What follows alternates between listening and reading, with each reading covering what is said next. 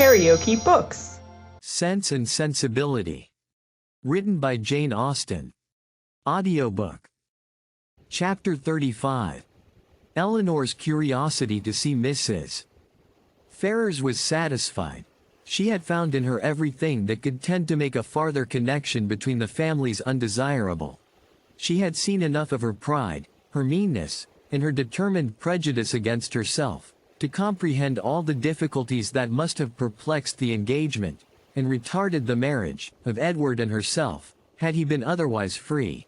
And she had seen almost enough to be thankful for her own sake, that one greater obstacle preserved her from suffering under any other of Mrs.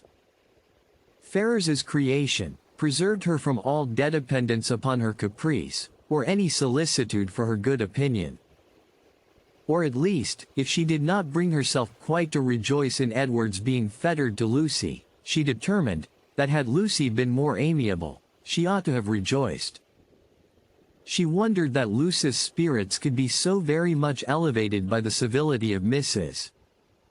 Ferrars, that her interest and her vanity should so very much blind her, as to make the attention which seemed only paid her because she was not Eleanor, appear a compliment to herself, or to allow her to derive encouragement from a preference only given her, because her real situation was unknown.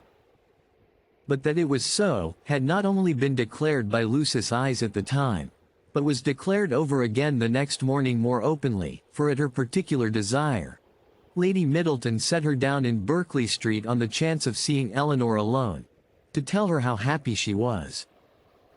The chance proved a lucky one, for a message from Mrs. Palmer soon after she arrived, carried Mrs. Jennings away. "My dear friend," cried Lucy, as soon as they were by themselves, "I come to talk to you of my happiness." Could anything be so flattering as Mrs. Ferrars's way of treating me yesterday? So exceeding affable as she was. You know how I dreaded the thoughts of seeing her, but the very moment I was introduced, there was such an affability in her behavior as really should seem to say, she had quite took a fancy to me. Now was not it so? You saw it all, and was not you quite struck with it? She was certainly very civil to you. Civil? Did you see nothing but only civility? I saw a vast deal more. Such kindness as fell to the share of nobody but me, no pride, no hauteur, and your sister just the same, all sweetness and affability. Eleanor wished to talk of something else, but Lucy still pressed her to own that she had reason for her happiness, and Eleanor was obliged to go on. "Undoubtedly, if they had known your engagement," said she, "nothing could be more flattering than their treatment of you, but as that was not the case." "I guessed you would say so," replied Lucy quickly, "but there was no reason in the world why Mrs. Ferrars should seem to like me, if she did not, and her liking me is everything. You shan't talk me out of my satisfaction. I am sure it will all end well, and there will be no difficulties at all, to what I used to think. Mrs. Ferrars is a charming woman, and so is your sister.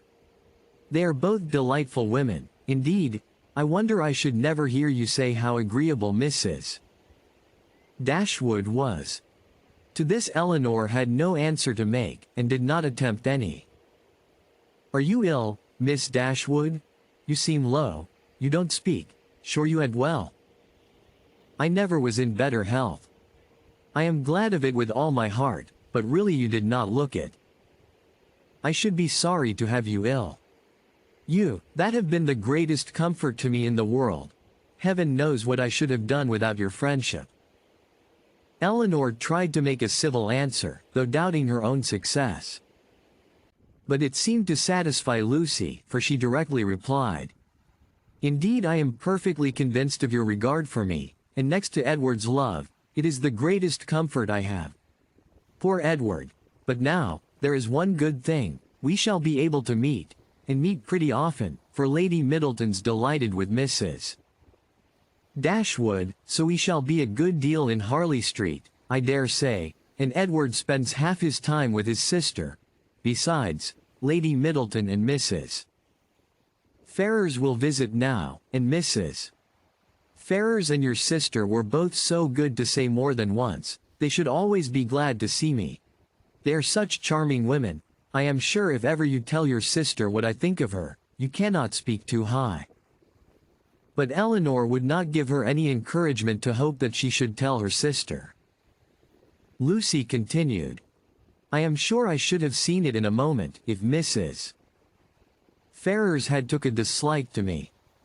If she had only made me a formal curtsy, for instance, without saying a word, and never after had took any notice of me, and never looked at me in a pleasant way.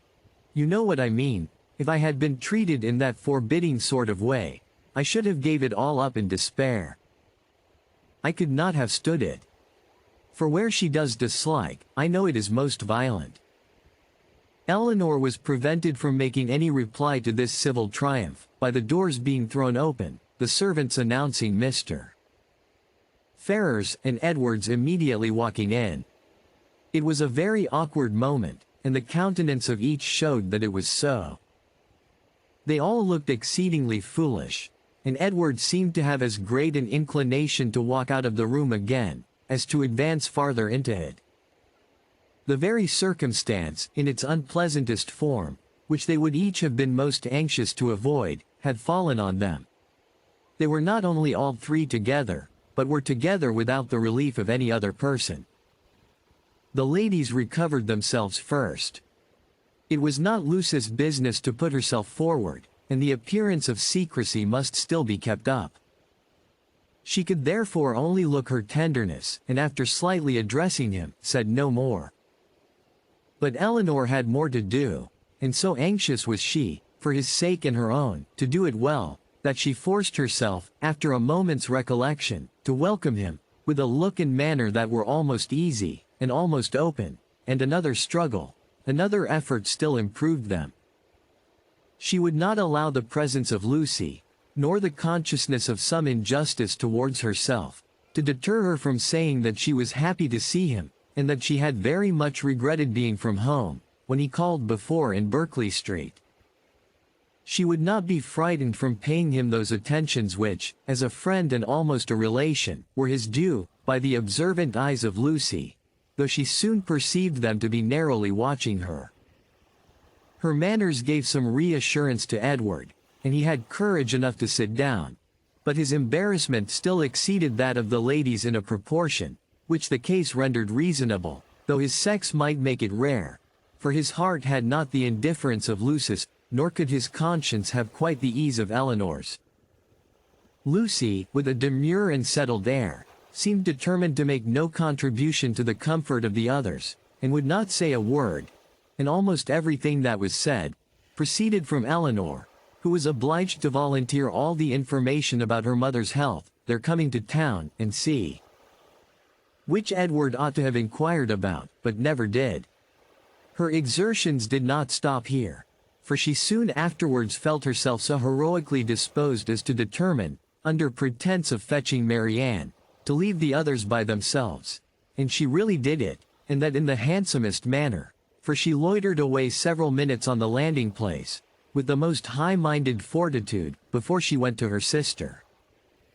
When that was once done, however, it was time for the raptures of Edward to cease, for Marianne's joy hurried her into the drawing-room immediately. Her pleasure in seeing him was like every other of her feelings, strong in itself, and strongly spoken. She met him with a hand that would be taken, and a voice that expressed the affection of a sister. "Dear Edward," she cried, "this is a moment of great happiness. This would almost make amends for everything." Edward tried to return her kindness as it deserved, but before such witnesses he dared not say half what he really felt. Again they all sat down, and for a moment or two all were silent, while Marianne was looking with the most speaking tenderness, sometimes at Edward and sometimes at Eleanor, regretting only that their delight in each other should be checked by Lucy's unwelcome presence.